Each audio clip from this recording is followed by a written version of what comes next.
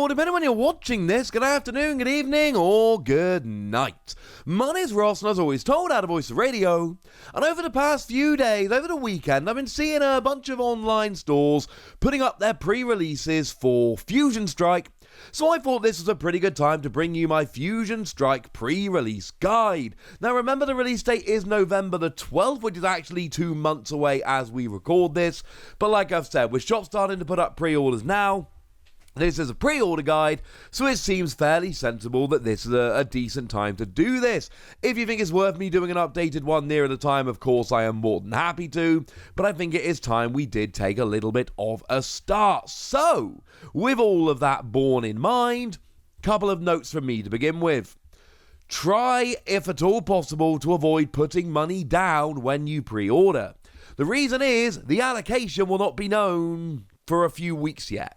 It is still going to be a few weeks before stores know what their allocation is, which means that any pre-orders you make now aren't guaranteed. We don't know what the allocation is going to be like, and stores that take money now may well end up refunding the money, and in that case you've given them an interest-free loan that they have essentially used to buy products to sell to people that aren't you, which is not a particularly good idea. Obviously, if it's a local game store you trust and you're happy to put money down for the pre-order, by all means do so. I ain't telling you what to do. I am giving you my advice. The bigger stores will not take your money on pre-order. There is a very good reason for that. Frankly, ladies and gentlemen, I am not a fan of putting down money for pre-orders because that is how things can go wrong sooner rather than later. Because then your order gets cut and you just get refunded the money and you've just lost that money for a period of time. In terms of where to buy these, that is completely up to you.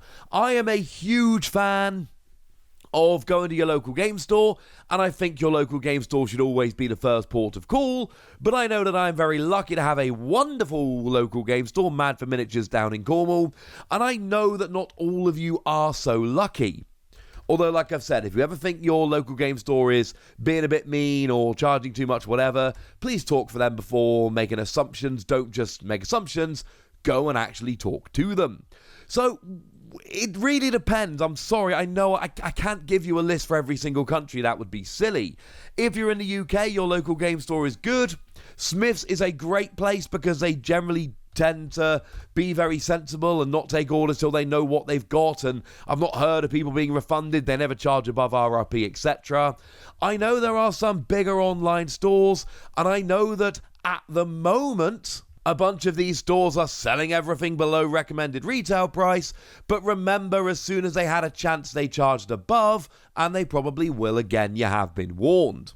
So with all of that preamble out the way, what can you go and buy? Well, obviously you can go and buy yourself booster boxes. If you want to buy a lot of the product in one go and buy yourself a booster box. I do think it's important to note that things like those beautiful alternate art cards are not guaranteed.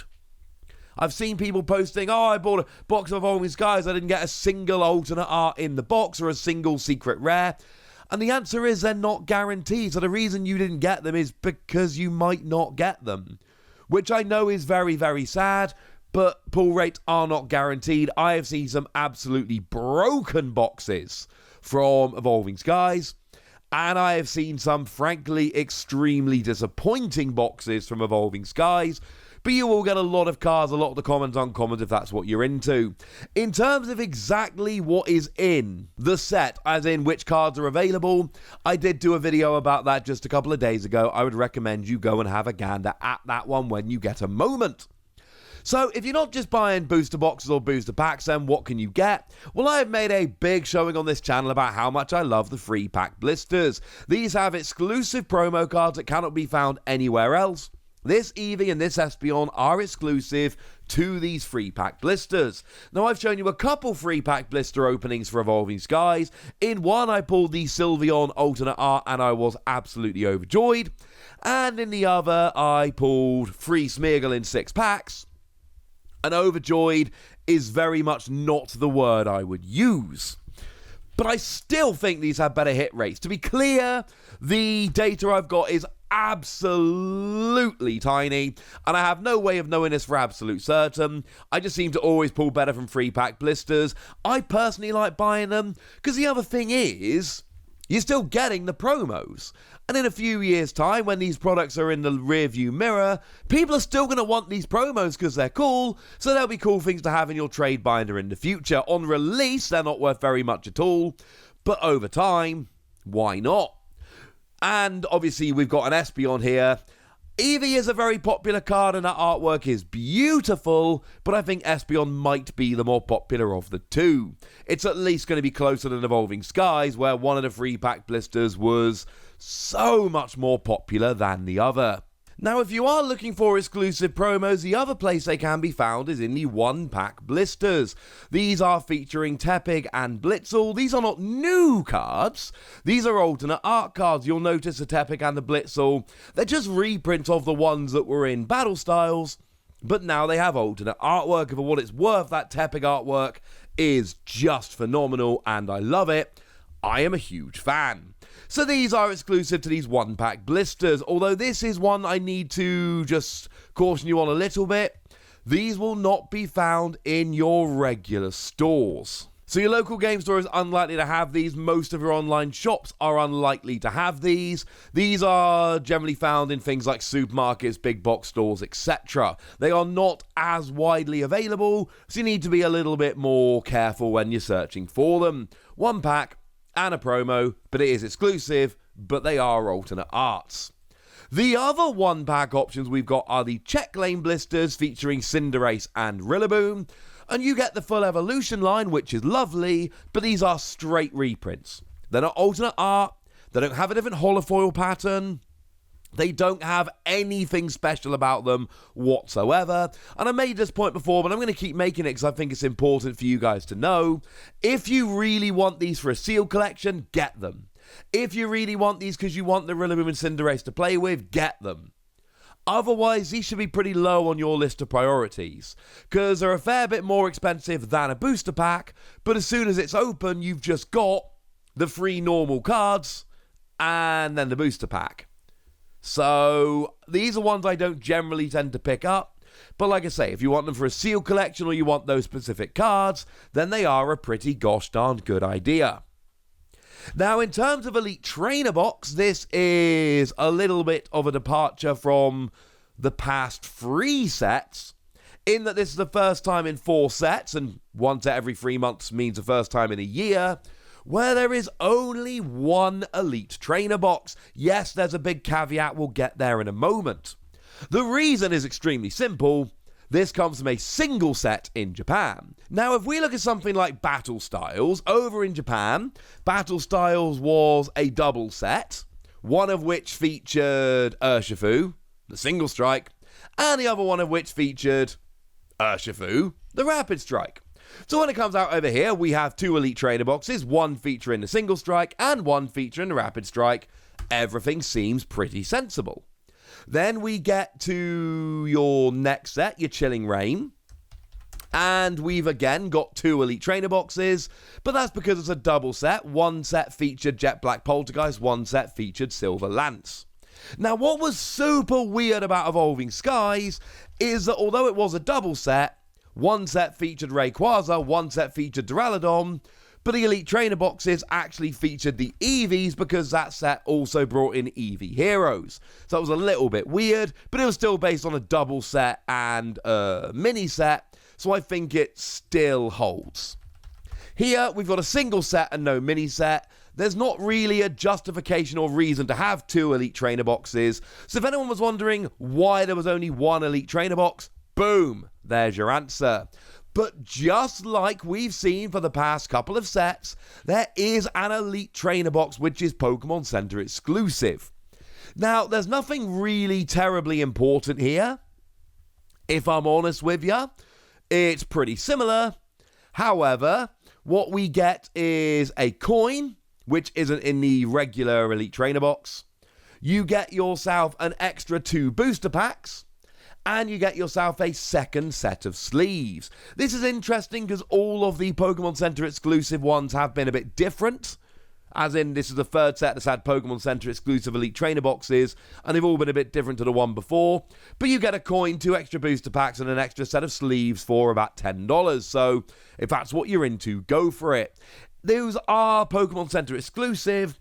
which means they're only available to buy from the Pokemon Center website. So either you need to be living in North America, or you need to have some kind of proxy service, or an informal proxy service, otherwise known as a mate you can deliver it to who will forward it on to you.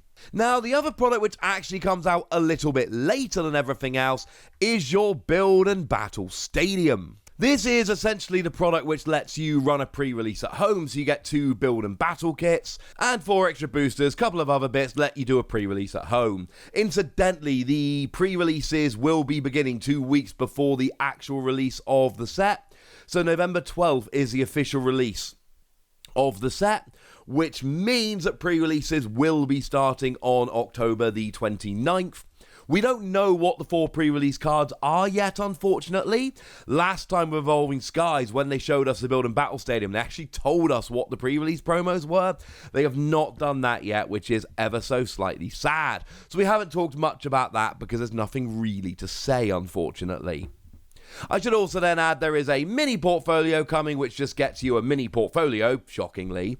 That is the one whereby you can fit 1 card per page, and you get a booster pack. It's not for me, but I know that people like displaying cards in this, especially kids, so if it is for you, brilliant. And then the 3 and 9 pocket binders have been revealed. The 9 pocket binder features Mew on the front, Genesect on the back, and the 4 pocket binder features Gengar on the front and Boltund on the back. It's just the 4 booster pack artworks from Fusion Strike. And there we go, ladies and gentlemen. That's what's coming out, and hopefully now you can make your choices. For me, it's 3-pack blisters all the way, but I know for a lot of you guys, you have different opinions. I know people love the Elite Trainer boxes, so you guys do you. Hopefully here I've given you the information you need. Like I said at the top, where you pre-order from is up for you. If you've got a friendly local game store that's been good to you, they should always be your first port of call where possible, and I know it's not always possible. Other than that, try and avoid the places that will just gouge prices where they can, because they will continue to do so whenever they can, and they'll keep being cheap when they can't, because that's how they keep going, but they will keep doing it if they can. And try and avoid putting money down for pre-orders, because allocations are not guaranteed, so you could just be giving somebody an interest-free loan. Although again, if you're happy to do so, that's absolutely fine. This is advice, ladies and gentlemen. It is not instruction. But for now, I want to hear from you guys. I want to know what you think about Fusion Strike as a set. I want to know what you're looking forward to, what you're pre-ordering, etc, etc. So go nuts in the comment section, would you? But be nice!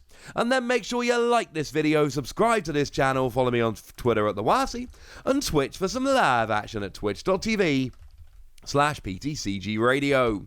If you want to support the channel, get some bonus podcasts and all that good stuff, head on over to patreon.com/PTCG Radio, where you can do exactly that. But by far the most important thing as always, look after yourselves till next time, would ya? Thank you very much for watching. My name's Ross, and you've been watching PTCG Radio.